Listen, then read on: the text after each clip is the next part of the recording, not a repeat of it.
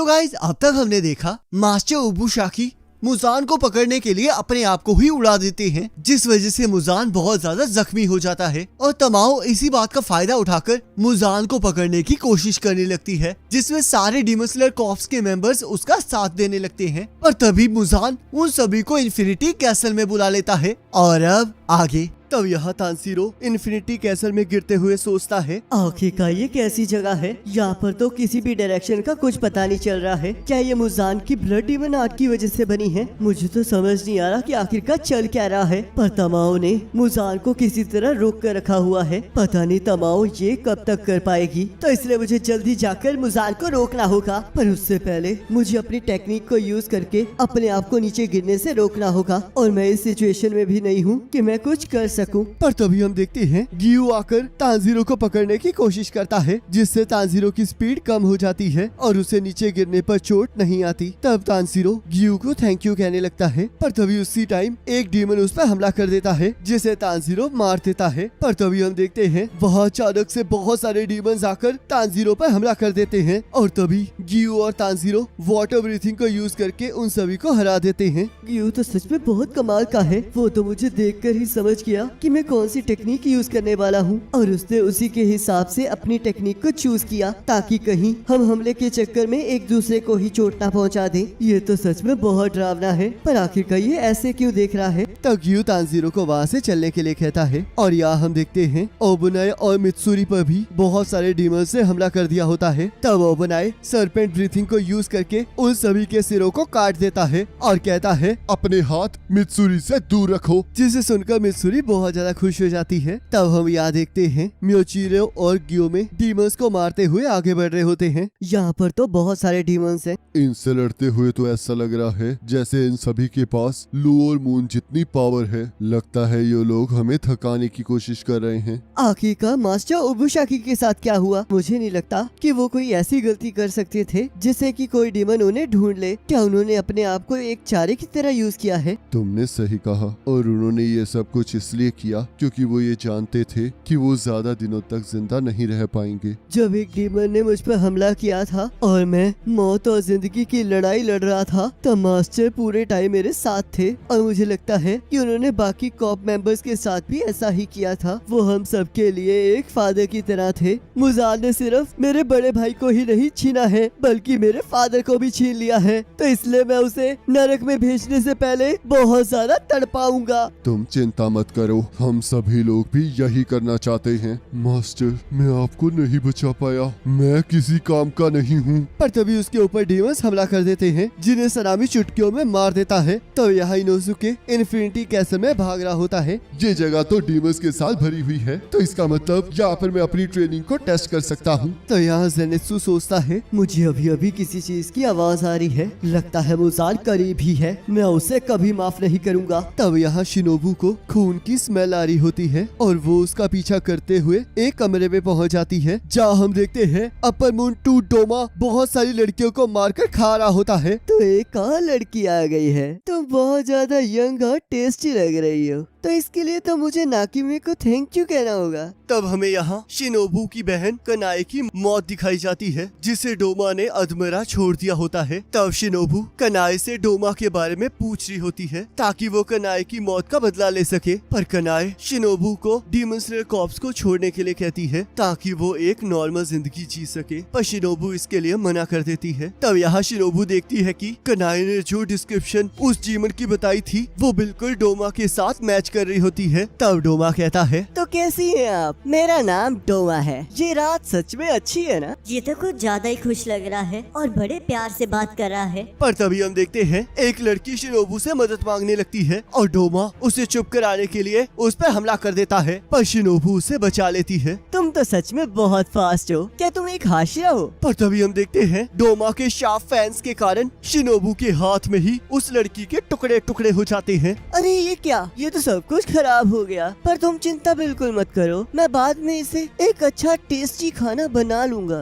क्योंकि मैं eternal paradise faith का फाउंडर हूँ और मेरा रोल सभी वफादारों के साथ खुश रहना है, तो इसलिए मैं उसे पूरी तरह खा लूंगा ताकि कुछ भी वेस्ट न हो। और वैसे भी खाने को वेस्ट करना गलत बात होती है। अब मैं कंफर्म हूँ कि ये वही डीमन है जिसने मेरी बहन को मारा था। तुम सबकी खुशी के बारे में बात करते हो, उसे ये बिल्कुल पसंद नहीं आया था और वो मदद के लिए चीख रही थी। इसीलिए तो मैंने उसकी मदद की। जरा ध्यान से देखो, अब उसे ना ही कोई पेन है, ना ही वो किसी चीज से सफर कर रही है और ना ही उसे किसी चीज से डर लग रहा है। सभी लोग मौत से डरते हैं, तो इसलिए मैं उन सबको खा लेता हूँ ताकि वो हमेशा मेरे साथ जिंदा रहें। मैं बड़े प्यार से अपने बिलीवर्स की फीलिंग्स, ब्लड और उनके बॉडी पार्ट्स को खा लेता हूँ ताकि मैं उन सभी को बचा सकूं। तुम बिल्कुल पागल हो। क्या तुम्हारा दिमाग सही जगह पर है? तुम्हें देखकर तो मुझे घिन आ रही है। अरे ऐसा क्यों? हम तो अभी अभी मिले हैं और तुम्हें अभी से मैं चुभने लग गया हूँ। लगता है ये इस वजह से है क्योंकि तुमने पास्ट में कुछ दर्दनाक महसूस किया है। तो चलो जल्दी से बताओ कि आखिरकार तुम्हारे साथ हुआ क्या था। आखिरकार तुम्हारा मतलब क्या है? क्या तुम्हें याद नहीं कि तुमने मेरी बहन को मारा था? याद करो, आखिरकार तुमने इस कोट को कहाँ देखा है? तब डोमा को शिनोबू की बहन याद आ जाती है। ओ हाँ, याद आया। तुम तो उसी लड़की की बात कर रही हो ना जो कि फ्लावर ब्रीथिंग को यूज करती थी। वो तो सच में बहुत ज्यादा काइंड और क्यूट थी। पर बड़े अफसोस की बात है कि सूरज की वजह से मैं उसे पूरा खा नहीं पाया। मुझे सच में आज तक उस चीज का बहुत अफसोस है। और तब हम देखते हैं शिनोबू इंसेक्ट ब्रीथिंग का यूज करके अपनी तलवार को डोमा की आंख में डाल देती है। तुम्हारा हमला सच में अच्छा है। मैं तो अपने हाथों से इसे रोक भी नहीं पाया। और तब वो अपने blood demon art frozen lotus को यूज करता है, पर शिनोबू उससे बच जाती है। तुम इससे भी बच गई, पर तुम बहुत ज्यादा बेकार हो क्योंकि तुम एक डीमन को मारने के लिए उसका सिर धड़ से अलग करना होगा, पर तुम्हारे पास तो इतनी ताकत भी नहीं है। मैं ये मानती हूँ कि मेरे वार तुम्हें नहीं मार सकते, पर मेरा पॉइजन तुम्हें जरूर मार सकता है। मुझे जल्दी पता लग जाएगा कि मेरा पॉइजन एक अपर रैंक पर काम करता है या नहीं। तभी हम देखते हैं डोमा को खून की उल्टियाँ होने लगती हैं। ये पॉइजन तो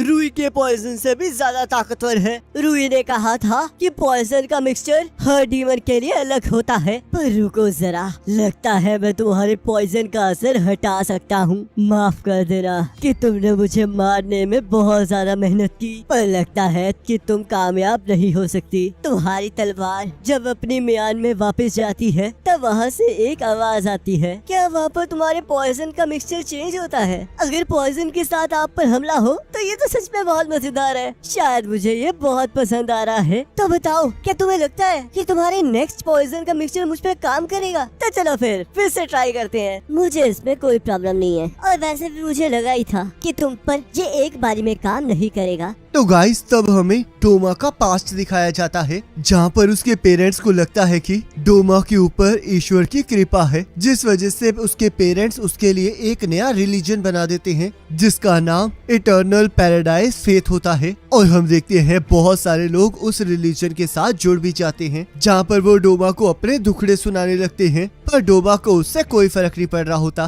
क्योंकि उसे तो वो सब कुछ पागलपन लग रहा होता है। पर डोमा तय करता है कि वो गॉड बनने के नाटक को कंटिन्यू करता रहेगा। तो डोमा डिसाइड करता है कि वो उन सभी के दुखों को खत्म कर देगा, जिस वजह से उसने डीमन बनने के बाद अपने सारे फॉलोअर्स को एब्जॉर्ब कर लिया ताकि वो सभी लोग हमेशा हमेशा के लिए उसके साथ जिंदा रह सके। और गाइस इसमें एक और इंटरेस्टिंग चीज है। आपको याद होगा कि एक बार डोमा ने अपर मून 5 के एक घड़े के बारे में बात की थी जिसके अंदर उसने अपने एक फॉलोअर का सिर रखा हुआ था, और यहाँ हम देखते हैं वो उसी फॉलोअर के बालों में कंघी कर रहा होता है। तब हम यहाँ देखते हैं शिनोबू 5 बार डोमा पर हमला कर चुकी होती है। तुम्हारा पॉइजन तो अब असर करना बंद ही कर चुका है। आगे का तुम कब तक इन पॉइजन को बनाती रहोगी? क्या तुम्हें पता है कि तुम्हें सांस लेने में इतनी प्रॉब्लम क्यों हो रही है? क्योंकि ये मेरी ब्लड डीमन आर्ट की वजह से है। मेरी ब्लड डीमन आर्ट ने तुम्हारे खून को सोख लिया है, जिस वजह से तुम्हारे लंग्स धीरे धीरे काम करना बंद कर रहे हैं। इस टाइम तो तुम्हारे लिए सांस लेना भी बहुत खतरनाक है। तो ये है एक अपर रैंक की स्ट्रेंथ। इसकी रीजनरेशन स्पीड तो मेरे पॉइजन के असर को खत्म कर रही है। लगता है मुझे इस पर मल्टीपल अटैक करके इसके अंदर ज्यादा से ज्यादा पॉइजन को इंजेक्ट करना होगा। और तब शिनोबू डोमा पर अटैक कर देती है, जिससे डोमा को चोट आ जाती है। तुम सच में बहुत फास्ट हो, शायद इतनी फास्ट कि मैंने आज तक तुमसे ज्यादा फास्ट हाशिरा नहीं देखा। पर तभी हम देखते हैं शिनोबू की बॉडी पर भी बहुत सारे कट्स आ जाते हैं। अगर तुम पॉइजन की जगह मेरा सिर काट देती तो शायद तुम मुझे हरा पाती, पर लगता है तुम ऐसा नहीं कर सकती क्योंकि तुम बहुत ज्यादा छोटी हो। आखिरकार क्यों मेरे हाथ इतने छोटे हैं? क्यों मैं ज्यादा लंबी नहीं हो सकी? अगर मैं थोड़ी और लंबी होती तो शायद मैं इस जीवन का सिर काट पाती। जितनी आर्म्स और लेग्स लंबी होती हैं, उनके अंदर उतनी ही ज्यादा मसल पावर होती है, जिससे कि एडवांटेज मिलता है। पर कनाए तो फिर भी बहुत ज्यादा नाजुक थी। मुझे तो गियोमे से जलन हो रही है, क्योंकि जब वो किसी को बचाने आता है तब सभी को यकीन हो जाता है कि वो बच जाएंगे। मुझे पता है कि उस दिन मेरी बहन क्या कहना चाह रही थी। वो मुझे इसलिए आम जिंदगी जीने के लिए कह रही थी क्योंकि उसे पता था कि मैं इस जीवन को नहीं हरा पाऊंगी। तभी शिनोबू के सामने कनाए आ जाती है। अपने आप को संभालो, मैं तुम्हें इस तरह रोने की इजाजत नहीं दे सकती। चलो शिनोबू, खड़ी हो जाओ। तब शिनोबू कहती है, अब मैं खड़ी नहीं हो सकती क्योंकि मेरी बॉडी से मेरा बहुत सारा खून बह चुका है। मेरा लेफ्ट लंग काम करना बंद कर चुका है और अब तो मैं सांस भी नहीं ले पा रही हूँ। तब कनाए कहती है, इससे कोई फर्क नहीं पड़ता, तुम्हें खड़े होना होगा। इंसेक्ट हाशिरा शिनोबू, अगर तुमने इस जीवन को हराने का डिसीजन लिया है तो तुम्हें जीतना ही होगा, चाहे तुम्हें इसके लिए कुछ भी करना पड़े। तुमने मुझसे और कनाओ से वादा किया है ना, तुम ये कर सकती हो शिनोबू, तो इसलिए उठो। तब शिनोबू कनाओ को याद करने लगती है। मुझे माफ कर देना, मेरा हमला ज्यादा डीप नहीं था और इसी वजह से तुम्हें इतना सफर करना पड़ रहा है। रुक जाओ, मैं तुम्हारी तकलीफ खत्म कर देता हूँ। पर तभी शिनोबू दोबारा से खड़ी हो जाती है। ये तो कमाल हो गया, तुम इतना सब कुछ होने के बावजूद भी खड़ी हो पा रही हो। क्या तुम एक ह्यूमन ही हो ना? मैंने तुम्हारे कोलर बोन, लंग्स और रिब्स को काट दिया है और तुम्हारे अंदर से तो इतना खून बह चुका है कि तुम्हें तो मर जाना चाहिए था, पर आखिरकार तुम खड़ी कैसे हो पा रही हो? मैं तो ये सोच रहा हूँ कि आखिरकार तुम्हें कितना दर्द हो रहा होगा। मेरे हिसाब से तुम्हें और जिद नहीं करनी चाहिए क्योंकि अब तो तुम्हें कोई बचा ही नहीं सकता, तो इसलिए प्लीज हार मान लो। अगर मुझे इसे हराना है तो मुझे इसके गले में पॉइजन को इंजेक्ट करना होगा। तब हम देखते हैं शिनोबू जिगजैग मूवमेंट करके डोमा की तरफ बढ़ने लगती है, जिसकी वजह से वो उसका अटैक प्रेडिक्ट नहीं कर पा रहा होता और शिनोबू पर हमला कर देता है। पर शिनोबू नीचे झुककर अपनी तलवार को उसके गले के आर पार कर देती है। पहले मुझे विश्वास था कि खुशियाँ हमेशा हमेशा के लिए रहती हैं, पर जब हमारी खुशियाँ खत्म हुई तब मुझे एहसास हुआ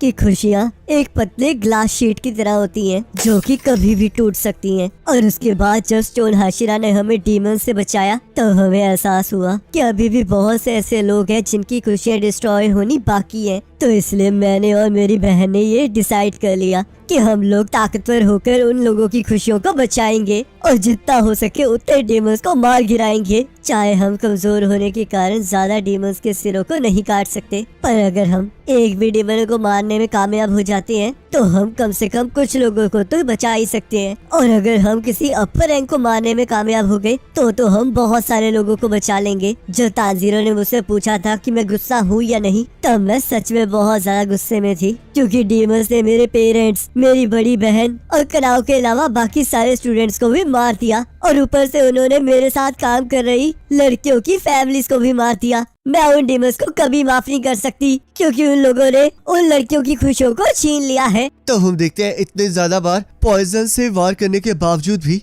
डोमा को कुछ नहीं हो रहा होता और वो शिनोबू को कस के गले लगा लेता है। मैं तो तुमसे बहुत ज्यादा इम्प्रेस हो गया हूँ। चाहे तुम्हारे अंदर तुम्हारी सिस्टर जैसा टैलेंट तो नहीं है, पर तुम फिर भी बहुत कमाल की डीमन स्लेयर हो। तुमने मुझे मारने के लिए बहुत ज्यादा मेहनत की है, तो इसलिए मैं तुम्हें मारकर तुम्हें हमेशा हमेशा के लिए अपने साथ ही रख लूंगा। तो चलो फिर अब जल्दी से अपने आखिरी शब्दों को भी बोल दो। डोमा, तुम तो नरक में जाओगे। तभी वहाँ पर कनाओ आ जाती है और शिनोबू की ऐसी हालत को देखकर उसकी रूह कांप जाती है, जिस वजह से वो डोमा पर हमला कर देती है। पर डोमा उसके हमले से बच जाता है और शिनोबू को पूरी तरह से एब्जॉर्ब कर लेता है। तुम्हारी मास्टर ने सच में मुझे मारने के लिए बहुत मेहनत की है, पर फिर भी ये उसके किसी काम नहीं आई। और आज मुझे इस बात की बहुत ज्यादा खुशी हो रही है कि एक के बाद एक इतना लजीज खाना मेरे पास आ रहा है। तब हम यहाँ देखते हैं तब ज़ेनित्सु काइगाकू को ढूंढते हुए उसके पास चला जाता है। तो गाइस अगर आपको काइगाकू याद ना हो तो ये वही पर्सन है जिसने ज़ेनित्सु के साथ थंडर ब्रीथिंग की टेक्निक सीखी थी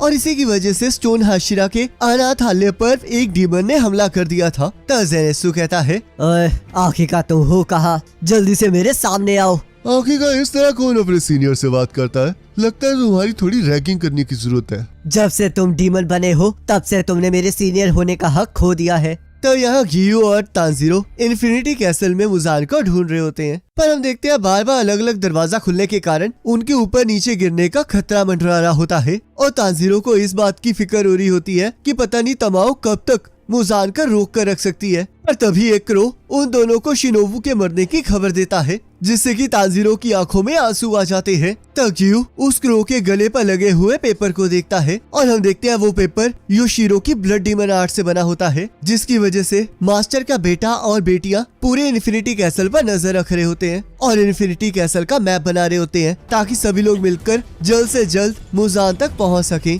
और उसे खत्म कर सकें। तब हमें पता चलता है कि मास्टर के मेंशन में जो ब्लास्ट हुआ था उसमें मास्टर की बस 2 बेटियां ही मरी थी और अब डीमन स्लेयर कॉर्प का जिम्मा उनके बेटे किरिया उबुशाकी ने उठा लिया है, जिसका साथ उसकी 2 बहनें कोइना और कनाटा दे रही हैं। तुम तो अभी भी बहुत बेकार लग रहे हो ज़ेनित्सु, और ऊपर से तुम कितने कमजोर हो। क्या तुम हाशिरा बन पाए या फिर फर्स्ट फॉर्म के अलावा भी कोई फॉर्म यूज करना सीखा है? लगता है अपर रैंक्स में सबसे नीचे पहुंचकर तुम्हारे अंदर कुछ ज्यादा ही अकड़ आ गई है। पर ध्यान रखो, तुम बस यहाँ पर खाली जगह को भरने ही आए हो। मुझे एक चीज बताओ कि आखिरकार एक थंडर ब्रीथिंग यूज करने वाला डीमन क्यों बन गया? तुम्हें पता है तुम्हारे डीमन बन जाने की वजह से हमारे मास्टर ने खुदकुशी कर ली। तुम्हारी वजह से वो अकेले मरे हैं। जब भी कोई सुसाइड कमिट करता है तब तुम्हारा सिर काटने के लिए तुम्हारे पास कोई होना चाहिए, नहीं तो तुम तड़प तड़प के मरते हो। वैसे तो वो थंडर ब्रीथिंग को यूज करके अपने आप को जल्दी मार सकते थे, पर तुम्हारी वजह से उन्होंने ऐसा नहीं किया क्योंकि थंडर ब्रीथिंग से एक डीमन पैदा हो गया है। मुझे इस चीज से कोई फर्क नहीं पड़ता, क्योंकि जिन लोगों को मेरी वैल्यू नहीं है मैं उनकी फिक्र कभी नहीं करता। वो बूढ़ा आदमी इतना सब कुछ करने के बावजूद भी मुझे अपना अगला सक्सेसर नहीं चुन रहा था। वो कह रहा था कि मुझे तुम्हारे जैसे बेकार आदमी के साथ को सक्सेसर बनना पड़ेगा। मुझे उस बुढ़े से कोई लेना देना नहीं है। अपनी बकवास बंद करो। अगर मैं बेकार हूँ तो तुम तो कचरा हो। मैं बस फर्स्ट फॉर्म का यूज कर सकता हूँ और तुम फर्स्ट फॉर्म के अलावा बाकी सभी चीजों को यूज कर सकते हो। मुझे तो अपने मास्टर के लिए बुरा लग रहा है कि उनके पास ऐसे बेकार से सक्सेसर थे। मुझे अपने साथ जोड़ना बंद करो। तो काइगाकू थंडर ब्रीथिंग को यूज करके ज़ेनित्सु पर हमला कर देता है, पर हम देखते हैं ज़ेनित्सु बहुत तेजी से उसके हमले से बचकर उसके ऊपर वार कर देता है। तब हमें पास्ट दिखाया जाता है जहां अपर मून 1 कोकोशिबो ने काइगाकू को मुजान का ब्लड दिया होता है ताकि वो डीमन बन सके, और साथ में उसे एक धमकी दी होती है कि अगर उसने उस ब्लड की एक भी बूंद को गिराया तो उसका सिर धड़ से अलग हो जाएगा। तब काइगाकू सोचता है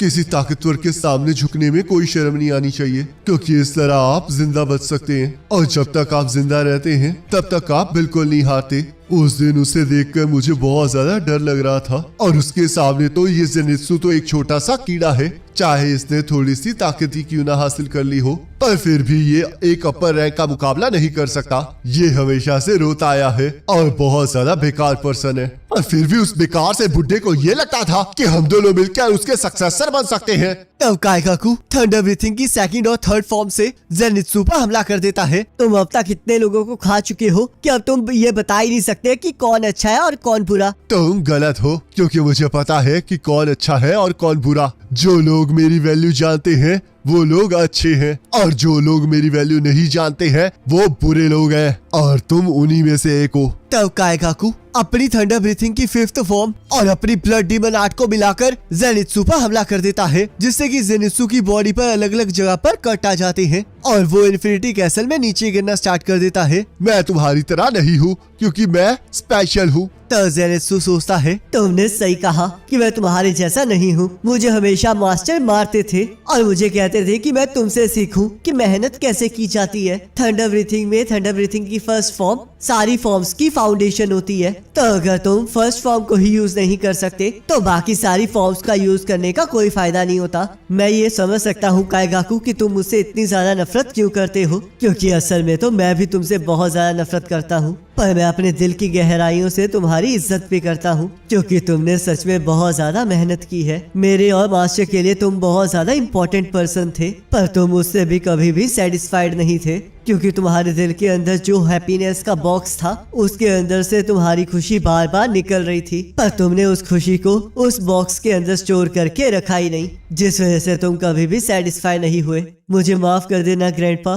कि हमने अलग पाथ चुना, और मुझे माफ कर देना काइगाकू। पर तभी हम देखते हैं एक चमत्कार होता है। जेनित्सु थंडर ब्रीथिंग की फर्स्ट फॉर्म के अलावा थंडर ब्रीथिंग की 7th फॉर्म का यूज करता है, जिससे कि वो एक ही बारे में काइगाकू का सिर उड़ा देता है और वो दोनों ही इन्फिनिटी कैसल में नीचे गिरने लगते हैं। आखिरकार ये किस तरह की फॉर्म है? मुझे पता ही था कि उस बुढ़े ने तुम्हें स्पेशल ट्रेनिंग दी है, क्योंकि उसने ये फॉर्म तो मुझे कभी सिखाई नहीं। तब जेनित्सु कहता है, ग्रैंडपा इतने भी अच्छे नहीं थे, और ये फॉर्म मैंने खुद क्रिएट की है ताकि मैं तुम्हें बराबरी की टक्कर दे सकूं। तब काइगाकू सोचता है, रुको जरा, इसने कहा कि ये 7th फॉर्म है, पर थंडर ब्रीथिंग की तो सिर्फ 6 ही फॉर्म्स है, तो इसका मतलब ये फॉर्म इसने खुद बनाई है। क्या सच में इस जैसा कमजोर सा बंदा ऐसा कर सकता है? मुझे ये बिल्कुल मंजूर नहीं है। मुझे यकीन नहीं हो रहा कि मैं ऐसे बंदे से हार रहा हूँ, पर कोई बात नहीं, क्योंकि अगर मैं यहाँ से नीचे गिर रहा हूँ तो ये भी नीचे गिर रहा है, तो इसका मतलब हम दोनों साथ में ही मरेंगे। तब यहाँ योशिरो जेनित्सु को नीचे गिरने से बचा लेता है और जेनित्सु को अपने सपने में अपने मास्टर दिखाई देने लगते हैं, जहाँ पर वो उनसे माफी मांग रहा होता है, क्योंकि उसे लग रहा होता है कि काइगाकू उसकी वजह से डीमन बन गया था, और जेनित्सु को ये भी लगता है कि वो अपने मास्टर का कर्ज नहीं उतार पाया है, जिस वजह से अब उसके मास्टर उससे नफरत करते हैं। पर तभी जेनित्सु के मास्टर उसे बताते हैं कि उन्हें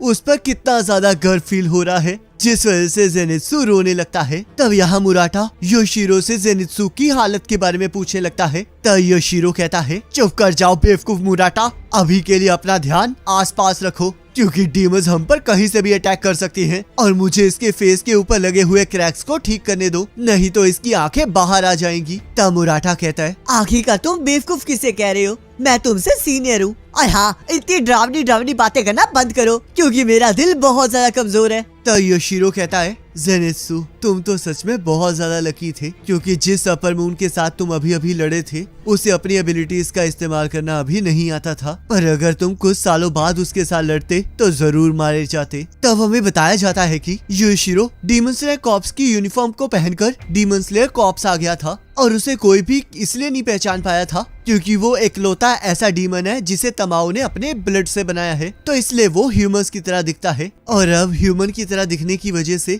ये बाकी डीमन स्लेयर कॉर्प्स के मेंबर्स के साथ इन्फिनिटी कैसल में घूम रहा है। तब यहाँ हम देखते हैं बहुत सारे डीमंस उन पर हमला कर देते हैं, पर मुराटा और उसके साथी उन सभी को संभाल लेते हैं। पर तभी योशिरो को एहसास हो जाता है कि अकाजा और तांजीरो मिलने वाले हैं, और यहाँ हम देखते हैं अकाजा इन्फिनिटी कैसल की दीवारों को तोड़ते हुए तांजीरो के सामने आ जाता है, पर तांजीरो को पहले ही एहसास हो चुका होता है कि अकाजा सीधा उसी की तरफ बढ़ रहा है। तब अकाजा कहता है, मैं तो सच में बहुत ज्यादा सरप्राइज्ड हूँ कि तुम्हारे जैसा कमजोर अभी भी जिंदा है, तो फिर कैसे हो तांजीरो कामाडो? तब यहाँ दूसरी तरफ मुजान ने अपने आप को एक कुकून में कन्वर्ट कर लिया होता है, और तमाओ सोचती है, मुजान इस कुकून के अंदर मेरी मेडिसिन के असर को खत्म कर रहा है, ताकि मेरी मेडिसिन उसे इंसान में ना कन्वर्ट कर सके, और बहुत जल्द ये मुझे भी एब्सॉर्ब कर लेगा। तो कोई प्लीज जल्दी से यहाँ आ जाओ और इसे मार डालो। तब यहाँ किरिया की बहनें मास्टर ओबुशाकी को याद करके रो रही होती हैं, पर किरिया उन्हें मैप बनाने पर फोकस करने के लिए कह रहा होता है, क्योंकि अगर वो लोग ऐसा नहीं करेंगे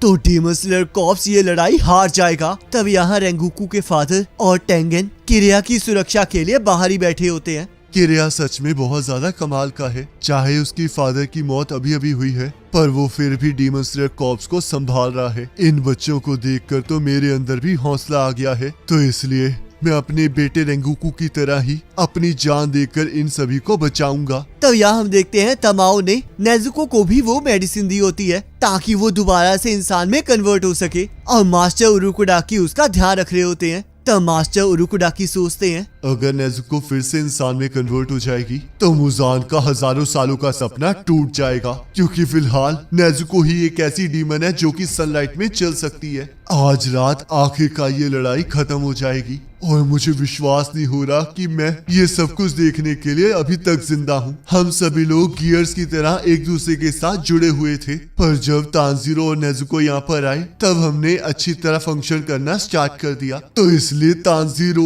और नेजुको प्लीज हारना मत। तब यहाँ अकाजा तांजीरो पर हमला कर देता है, पर तांजीरो का रिएक्शन इतना ज्यादा तेज हो चुका होता है कि वो अपनी सन ब्रीथिंग को यूज करके अकाजा का एक हाथ ही काट देता है। तब तांजीरो सोचता है, आखिरकार मैंने इसके हमले से बचकर इसका एक हाथ काट ही दिया, तो शायद अब मैं इसके साथ लड़ने के काबिल बन चुका हूँ। तब अकाजा फिर से तांजीरो पर हमला कर देता है, पर तांजीरो फुर्ती दिखाकर फिर से उससे बच जाता है और इस बार तांजीरो अकाजा के मुंह पर एक कट लगाने में कामयाब हो जाता है। तब गियू कहता है, तांजीरो तुम्हारी टेक्निक्स तो सच में बहुत ज्यादा इम्प्रूव हो चुकी है और मैं ये भी कह सकता हूँ कि तुम्हारी पावर एक हाशिरा के लेवल तक पहुँच गई है। तुम अपर मून 3 से लड़ रहे हो, पर फिर भी तुम उसे इतना ज्यादा डैमेज दे पा रहे हो। उस दिन जब हम पहली बार मिले थे तब तुमने बस अपनी बहन की जिंदगी के लिए मुझसे भीख मांगी थी, पर अब देखो तुम इस अपर मून 3 से लड़ रहे हो। तब अकाजा कहता है, ये लड़का कमजोर नहीं है तो इसकी इंसल्ट मत करो। तांजीरो तुम्हें देखकर अब मुझे विश्वास हो गया है कि रेंगुकू ने जो भी कहा था वो सच था।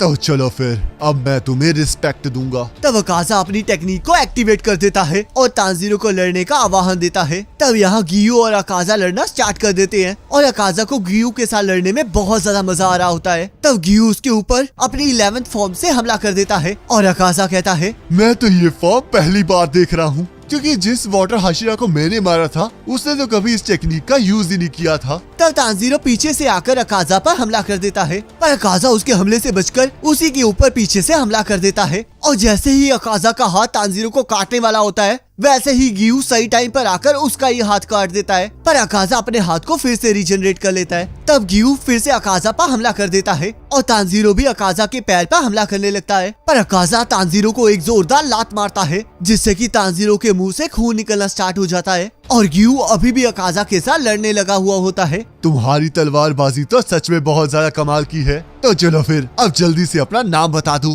ताकि मैं तुम्हें हमेशा याद रखूं। मैं एक डीमन को कभी अपना नाम नहीं बताऊंगा और वैसे भी मुझे लड़ाई के बीच में ऐसे बक बक करना पसंद नहीं है, पर मुझे तो बोलना बहुत ज्यादा पसंद है, तो इसलिए मैं तुमसे तुम्हारा नाम बार बार पूछता रहूंगा। तब अकाजा गियू को लात मारकर दूर फेंक देता है और हम देखते हैं गियू दीवारों को तोड़ते हुए बहुत दूर जाकर गिरता है। तब तांजीरो गियू का नाम लेता है जिससे कि अकाजा को गियू का नाम पता लग जाता है और वो तांजीरो पर हमला कर देता है, पर तांजीरो अपनी सन ब्रीथिंग को यूज करके उसके हमले को रोक देता है। तुमने तो इतने कम टाइम में काफी ज्यादा ट्रेनिंग कर ली है। उस रात तुम बस एक कमजोर से कीड़े थे, पर अब देखो तुम्हारी ग्रोथ को देखकर तो मुझे काफी ज्यादा आश्चर्य लग रहा है। मुझे तो ये देखकर बहुत ज्यादा खुशी हो रही है। शुक्र है उस दिन रेंगुकू मर गया, क्योंकि वो जितना ताकतवर हो चुका था वो उससे ज्यादा ताकतवर नहीं हो सकता था और ऊपर से वो तो डीमन बनने के लिए भी तैयार नहीं हुआ। तब तांजीरो को ये सुनकर गुस्सा आ जाता है और वो कहता है, अपनी बकवास बंद करो।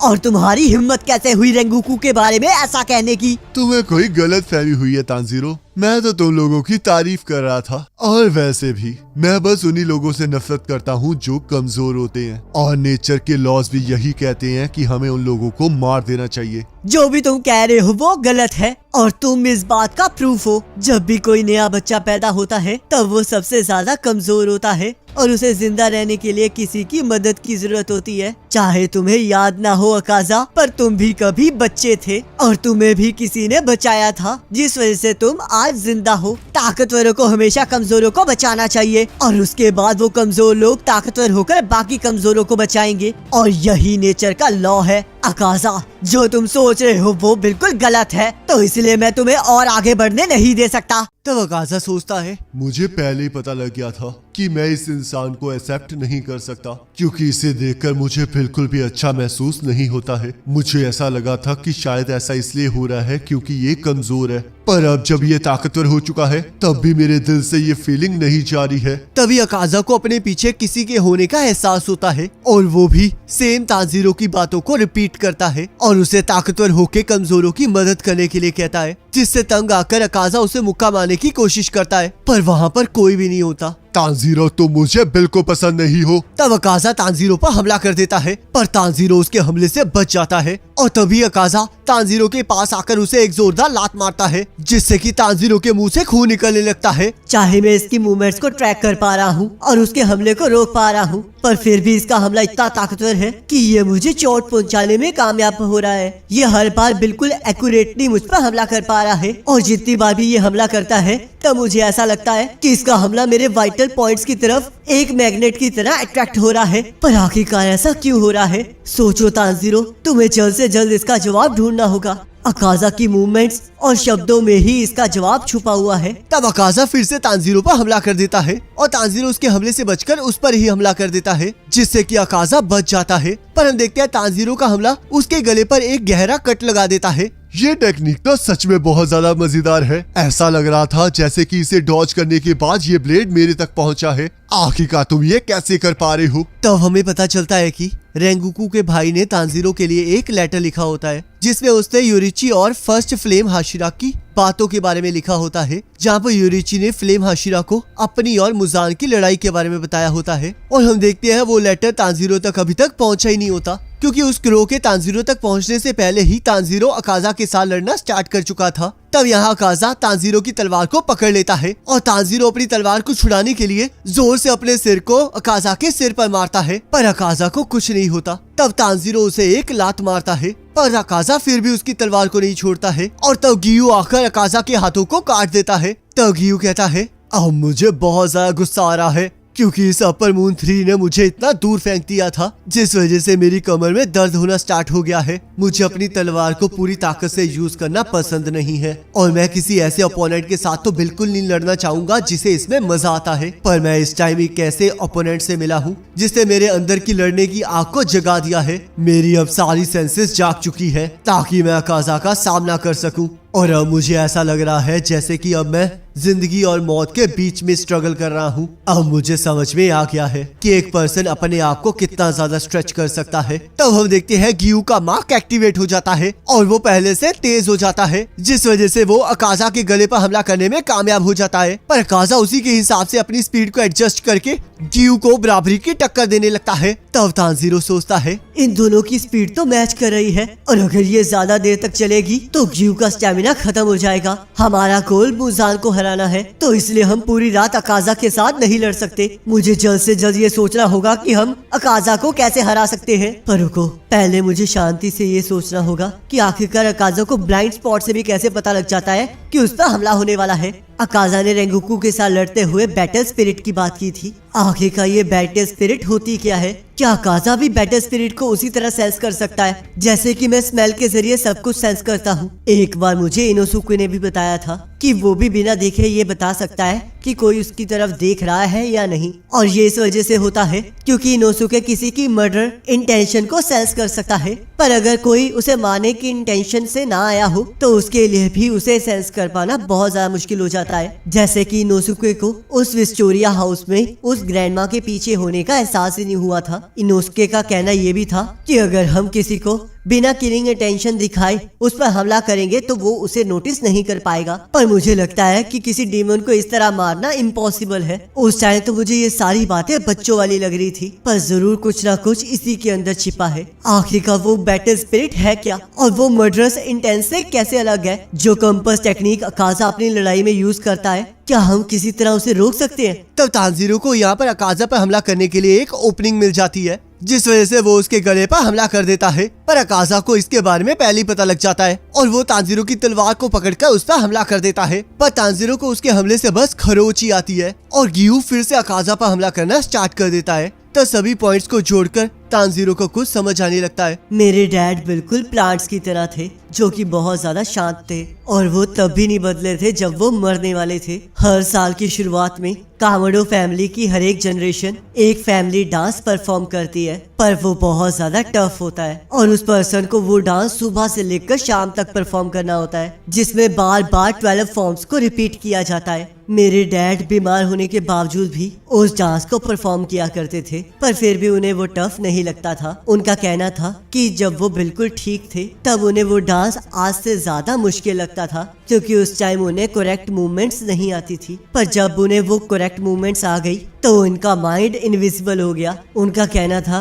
कि मुझे अपनी बॉडी की सारी सेंसेस के जरिए इस डांस को सीखना ही होगा और अपनी लिमिट्स तक इसे परफॉर्म करना होगा। पर जब एक बार मैं सब कुछ सीख जाऊंगा तो मैं उन पार्ट्स को निकाल सकता हूँ जो कि जरूरी नहीं है, ताकि मैं उन्हीं चीजों पर ध्यान दे सकूं जो कि इम्पोर्टेंट है। और तब जब मेरा माइंड इनविजिबल बन जाएगा तब मैं दुनिया के आर पार देख पाऊंगा। हमारे गांव में एक बार एक बियर ने हमला कर दिया था और उसने बहुत सारे लोगों को खा लिया, जिस वजह से हमने जंगलों में बेल्स बांध दिए ताकि जब भी वो आए तब हमें पता लग जाए। पर उस बेल के रिंग होने से पहले ही मेरे फादर को उस बियर के आने का एहसास हो गया था और वो मुझे और एक कुल्हाड़ी को लेकर उसके पास चले गए, जहाँ पर उन्होंने उस बियर को आगे आने से मना किया। पर जैसे उन्हें एहसास हुआ कि उनकी फैमिली को खतरा है और वो बियर उनकी तरफ बढ़ रहा है, वैसे ही उन्होंने उस बियर का गला धड़ से अलग कर दिया। मैं तो उनकी मूवमेंट को ट्रैक भी नहीं कर पाया था, पर मुझे एहसास हुआ कि मेरे डैड ने 2 बार उसके गले पर अटैक किया था। उनके अंदर ना तो कोई हेजिटेशन थी और ना ही कोई डर था, और ऊपर से उनके अंदर से तो मुझे किसी तरह की कोई मर्डरस इंटेंशन भी फील नहीं हो रही थी।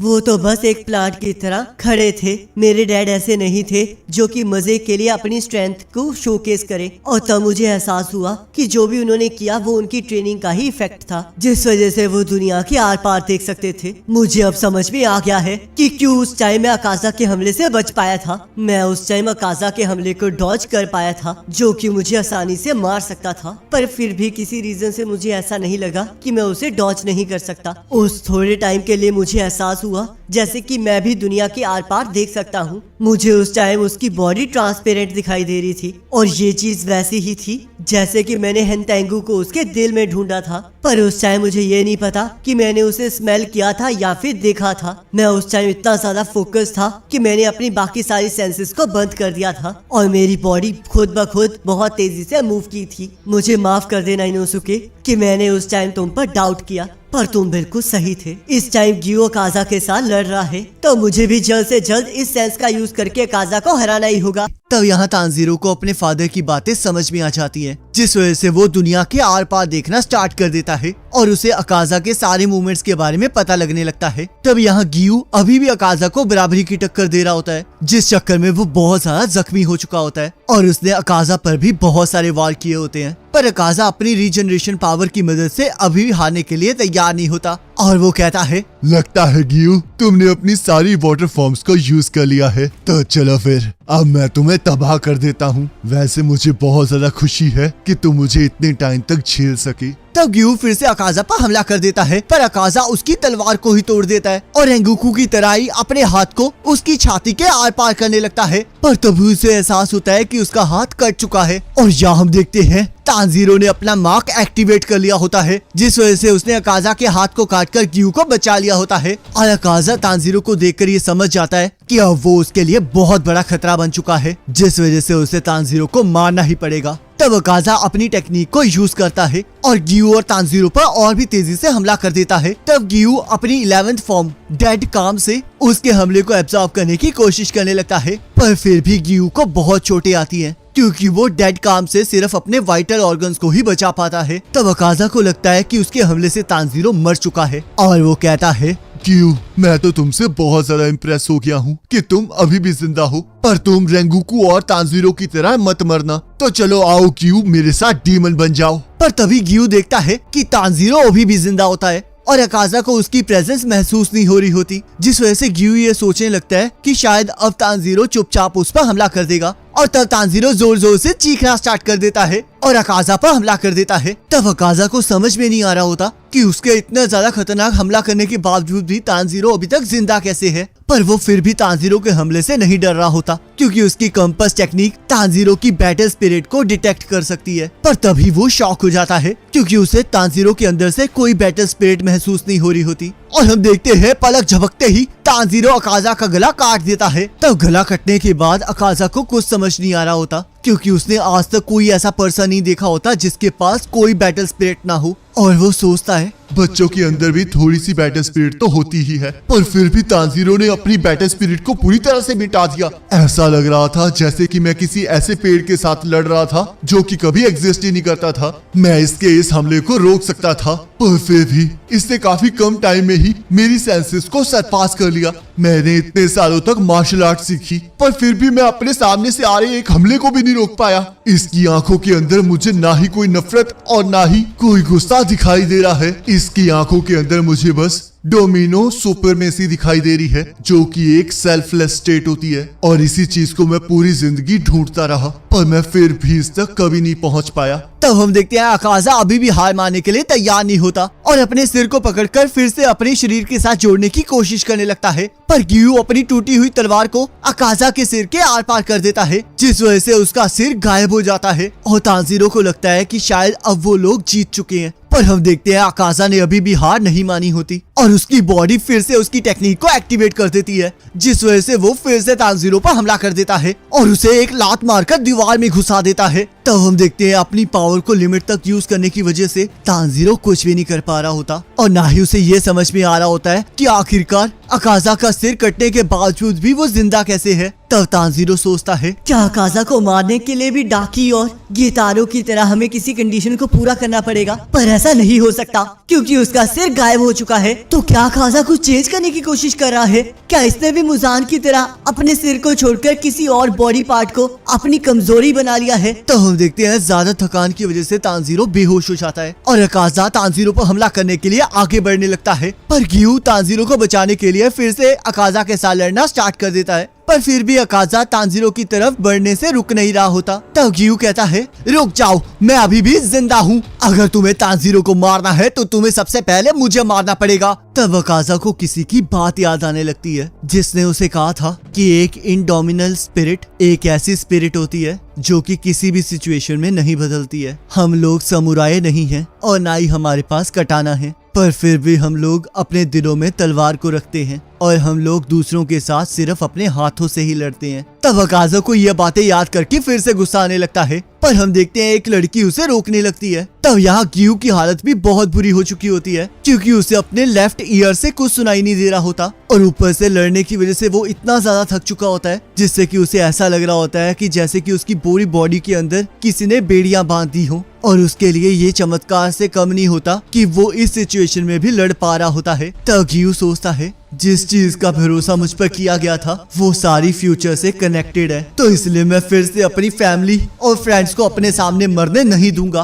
तांजीरो, मैं तुम्हें बचा कर रहूंगा क्योंकि अगर तुम मेरी जगह पर होते तो तुम भी यही करते। तब यहाँ वो लड़की अकाजा को दूसरी तरफ अपने साथ चलने के लिए कह रही होती है, पर अकाजा अभी भी गियू और तांजीरो को मारना चाह रहा होता है ताकि वो और ज्यादा ताकतवर बन सके, जिस वजह से वो लड़की इस चीज का कारण पूछने लगती है। और तब हम यहाँ पर अकाजा का पास्ट देखते हैं जहाँ पर उसके फादर बहुत ज्यादा बीमार होते हैं और वो उनकी मेडिसिन को लाने के लिए चोरी कर रहा होता है, पर उसे कुछ लोग पकड़ लेते हैं और उसे इस बात की सजा भी दी जाती है। तब अकाजा को चोरी करने की वजह से हाथों पर 3 लाइनें बना दी जाती है और उसे धमकी दी जाती है कि अगर वो अगली बार फिर से चोरी करेगा तो उसके हाथों को काट दिया जाएगा। पर अकाजा फिर भी नहीं सुधरता है क्योंकि वो किसी भी कीमत पर अपने फादर को बचाना चाह रहा होता है, जिस वजह से सभी लोग उसे डीमन चाइल्ड कहने लगते हैं। पर तब हम देखते हैं जैसे ही अकाजा के फादर को पता चलता है कि अकाजा को फिर से पकड़ लिया गया है, वैसे ही वो अपने आप को फांसी लगा लेते हैं और अकाजा को एक ईमानदारी की जिंदगी जीने के लिए कहते हैं, जिससे कि अकाजा का दिल टूट जाता है और उसे समझ में नहीं आ रहा होता कि आखिरकार क्यों उसके फादर उसे छोड़कर चले गए। तब अकाजा अपने गुस्से को निकालने के लिए बहुत सारे लोगों से लड़ना स्टार्ट कर देता है और वो लोग उसे पकड़कर मारना स्टार्ट कर देते हैं। पर तब अकाजा को फिर से अपने फादर की मौत याद आ जाती है, जिस वजह से वो उन्हें मार मार कर उनका बुरा हाल कर देता है। तब वहाँ पर केजुई नाम का बंदा आ जाता है जो कि अकाजा को अकेले उन सभी को मारता हुआ देखकर काफी ज्यादा इम्प्रेस हो जाता है और उसे अपने डोजो में अपना स्टूडेंट बनने के लिए कहता है। पर अकाजा उसे वहाँ से वापस जाने के लिए कहता है, तुम्हारे हाथों पर जो ये टैटू है इसका मतलब यही है ना कि तुम एडो के क्रिमिनल हो, तो क्या इसका मतलब तुम्हें वहाँ से बाहर निकाल दिया गया है? तो क्या यही वो कारण है जिस वजह से तुम यहाँ पर आए हो? तब अकाजा उसे अपनी बकवास को बंद करने के लिए कहता है और उस पर हमला कर देता है। पर किज़ोऊ अकाजा को बहुत बुरी तरह से मारता है, जिस वजह से अकाजा बेहोश हो जाता है और किज़ोऊ उसे अपने साथ अपने डोजो ले जाता है। तुम सच में बहुत ज्यादा स्ट्रॉन्ग हो। क्योंकि मैंने तुम्हें इतना मारा पर तुम फिर भी 1 घंटे में उठ गए। मैं यहाँ पर एक मार्शल आर्ट डोजो चलाता हूँ जहाँ पर मैं हाथों से लड़ना सिखाता हूँ, पर मेरा यहाँ पर कोई स्टूडेंट नहीं है, जिस वजह से मुझे काफी सारे काम भी करने पड़ते हैं। तो इसलिए मैं चाहता हूँ कि तुम मेरी नामौजूदगी में मेरी बीमार बेटी का ध्यान रखो। क्या तुम सच में एक क्रिमिनल को वहाँ रखना चाहते हो जहाँ पर तुम्हारी खुद की बीमार बेटी रहती है? बिल्कुल, और वैसे भी मैंने तुम्हें पहले ही बहुत मार दिया है, तो इसलिए अब तुम उल्टी हरकतें तो नहीं करने वाले। तो आओ, अब मैं तुम्हें अपनी बेटी कोयुकी से मिलाता हूँ। तानजीरो, तुम और किज़ो बिल्कुल सेम हो, और यही वो कारण है जिस वजह से मैं तुमसे नफरत करता हूँ, क्योंकि तुम्हारी वजह से ही मुझे अपना बेकार सा पास्ट याद आता है। मेरी पूरी जिंदगी बस खाली वादों से भरी है, जिस वजह से ये बिल्कुल बेकार है। तब यहाँ पर कोयुकी अकाजा से माफी मांग रही होती है, क्योंकि बीमार होने की वजह से अकाजा को उसका ध्यान रखना पड़ रहा होता है, और इस वजह से उसे लग रहा होता है कि अकाजा ना ही ट्रेनिंग कर पा रहा है और ना ही बाहर जा पा रहा है। तब अकाजा को समझ में नहीं आ रहा होता कि जो लोग बीमार होते हैं वो आखिरकार हमेशा माफिया ही क्यों मांगते रहते हैं, क्योंकि उसके फादर भी हमेशा उससे माफी मांगते रहते थे। तब क्योंकि अकाजा को बाहर जाकर फायरवर्क्स देखने के लिए कहती है, और अकाजा उसे भी अपने साथ चलने के लिए कहता है, पर क्योंकि बहुत ज्यादा बीमार होती है, तो इसलिए अकाजा उससे वादा करता है कि चाहे इस साल नहीं पर मे भी अगले साल या फिर उसके अगले साल वो दोनों फायरवर्क्स देखने जरूर जाएंगे। तब हमें पता चलता है कि एक बार अकाजा के मास्टर कीजो ने एक बंदे को बचाया होता है, जिन्हें उनकी टेक्निक इतनी ज्यादा पसंद आ चुकी होती है कि उन्होंने अकाजा के मास्टर को वो लैंड और डोजो रहने के लिए दे दी होती है। पर पास वाले डोजो को यह बिल्कुल पसंद नहीं आ रहा होता, क्योंकि वो खुद उस जमीन के पीछे थे, जिस वजह से वो किज़ो के डोजो की हमेशा बुराइयां करते रहते थे, और यही वो कारण था जिस वजह से वहाँ पर कोई स्टूडेंट नहीं आता था। तब यहाँ पर 3 साल बाद क्योकी की तबीयत में सुधार आ जाता है, और उसके फादर भी ये देखकर काफी ज्यादा खुश हो जाते हैं, जिस वजह से वो अकाजा को क्योकी के साथ शादी करने के लिए कहते हैं। और अकाजा इस बात को सुनकर बहुत ज्यादा खुश हो जाता है, क्योंकि उसे एहसास हो जाता है कि अब उसके जैसा क्रिमिनल भी एक अच्छी लाइफ जी सकता है, जिसके जरिए वो अपने फादर का अधूरा सपना पूरा कर सकता है। और तब वो इसके बारे में बताने अपने फादर की ग्रेव के पास चला जाता है, पर जैसे ही वो वापस आता है वैसे ही उसे पता चलता है कि उसके मास्टर और क्योकी की पॉइजन की वजह से डेथ हो चुकी है, जिस वजह से उसके दिल के टुकड़े टुकड़े हो जाते हैं, क्योंकि आज तक जब भी उसके करीबी पर कोई भी मुसीबत आई है तब वो उनके पास नहीं था। तब अकाजा को क्योकी के साथ किया हुआ अपना वादा याद आता है, जहाँ पर क्योकी ने उसे प्रपोज किया होता है, और उसने उसके साथ वादा किया होता है कि वो हमेशा उसका ध्यान रखेगा और हर मुसीबत से उसे बचाएगा। पर यहाँ पर बेचारा अपने प्यार को मौत से नहीं बचा पाता। तब हमें यहाँ पर पता चलता है कि साथ वाले डोजो का लड़का क्योकी से प्यार करता होता है, जिस वजह से वो क्योकी को बाहर घुमाने ले जाता है, पर क्योकी के बीमार होने की वजह से वो नीचे गिर जाती है, जिस वजह से वो वहाँ पर उसे छोड़कर आ जाता है। और अकाजा को जैसे इसके बारे में पता चलता है वैसे ही वो उस लड़के का बुरा हाल कर देता है, और जैसे ही कुछ सालों बाद उस लड़के को ये पता लगता है कि अकाजा और क्योकी शादी करने वाले हैं, वो वैसे ही डोजो के कुएं के अंदर जहर भर देता है, जिससे कि क्योकी और उसके फादर मारे जाते हैं। और तब अकाजा को जैसे ही इसके बारे में पता चलता है वो दूसरे डोजो जाकर सारे स्टूडेंट्स को मारना स्टार्ट कर देता है, जहाँ पर हम देखते हैं वो अपने हाथों से ही 67 लोगों को मार डालता है। और वहाँ का दृश्य इतना ज्यादा खतरनाक होता है कि वहाँ के ऑफिशियल्स ने उस रिपोर्ट को जला दिया होता है जहाँ पर इसके बारे में लिखा गया था, ताकि किसी को भी इस खतरनाक हादसे के बारे में पता न लगे। और तब ये बात मुजान के कानों तक पहुँच जाती है, और वो सोचने लगता है कि उसने तो उस एरिया में कोई डीमन को तो भेजा ही नहीं था, तो आखिरकार ये किया किसने है। तब जैसे उसे पता चलता है कि ये एक ह्यूमन का काम है, वैसे ही वो अकाजा से मिलने चला जाता है, जहाँ अकाजा उसे मारने की धमकी दे रहा होता है। पर मुजान अपने हाथ को अकाजा के सिर के आर पार कर देता है और उसे बताता है कि वो 12 किजुकी बना रहा है, जिस वजह से वो अकाजा के अंदर अपना ब्लड इंजेक्ट कर देता है, और अकाजा डीमन बन के ताकतवर होने के लिए लोगों को मारना स्टार्ट कर देता है। तब अकाजा को एहसास हो जाता है कि चाहे अब वो जो मर्जी कर ले, पर वो वहाँ नहीं जा सकता जहाँ पर उसकी फैमिली है, तो इसलिए उसे ये लाइफ बहुत बेकार लगने लगती है, और वो फिर से अपने सिर को रीजनरेट करना स्टार्ट कर देता है, क्योंकि वो गियू और तानजीरो को अपने बेकार से पास्ट को याद दिलाने के लिए मार डालना चाहता है। तब तानजीरो को भी होश आ जाता है, और जैसे ही वो देखता है कि अकाजा अपने सिर को रीजनरेट कर रहा है, वो वैसे ही अपनी तलवार को लेकर अकाजा पर हमला कर देता है, पर स्ट्रेंथ न होने के कारण तानजीरो की तलवार उसके हाथ से स्लिप हो जाती है, जिस वजह से वो अपने पन से अकाजा के मुंह पर एक जोरदार मुक्का मारता है। तब अकाजा को अपना मास्टर याद आ जाता है, मुझे कमजोर लोग बिल्कुल पसंद नहीं है, क्योंकि वो सामने से हमला नहीं करते हैं बल्कि कुएं में पॉइजन मिला देते हैं। और मैंने इन्हीं लोगों को अपने हाथों से मारा है। मैंने अपनी मास्टर की टेक्निक का अपमान किया है और ऊपर से मैंने अपने फादर की लास्ट विश का भी अपमान किया है। तो इसलिए इस टाइम जिस पर्सन से मैं सबसे ज्यादा नफरत करता हूँ वो और कोई नहीं, मैं ही हूँ। तो इसलिए मैं खुद को मारना चाहता हूँ। तब अकाजा फिर से अपनी टेक्निक को एक्टिवेट करने लगता है। तब तांजीरो ग्यू को अकाजा की टेक्निक से बाहर ले जाने के लिए उसके साथ नीचे की ओर कूद जाता है। तब अकाजा अपनी टेक्निक से अपने आप को बहुत ज्यादा जख्मी कर लेता है और तांजीरो को उसकी स्मेल से ऐसा लग रहा होता है जैसे कि अकाजा उसे थैंक यू कह रहा हो और उसे ये समझ नहीं आ रहा होता कि आखिरकार अकाजा मरने से पहले स्माइल क्यों कर रहा था। तब अकाजा अपनी रीजनरेशन को रोकने लगता है क्योंकि वो हार मान चुका होता है और तांजीरो को समझ नहीं आ रहा होता कि क्या सच में अकाजा ने हार मान ली है। तब अकाजा को अपने फादर और मास्टर दिखाई देने लगते हैं जिनसे वो अपने कर्मों के लिए माफी मांगने लगता है और वो दोनों ही उसे माफ कर देते हैं। तब अकाजा के सामने मुजान आ जाता है जो कि उसे याद दिलाता है कि उसे ताकतवर होना होगा और हम देखते हैं अकाजा फिर से रीजनरेशन अपनी स्टार्ट कर देता है क्योंकि वो अभी भी हार मानने के लिए तैयार नहीं होता। पर तभी वहाँ पर क्यूकी आ जाती है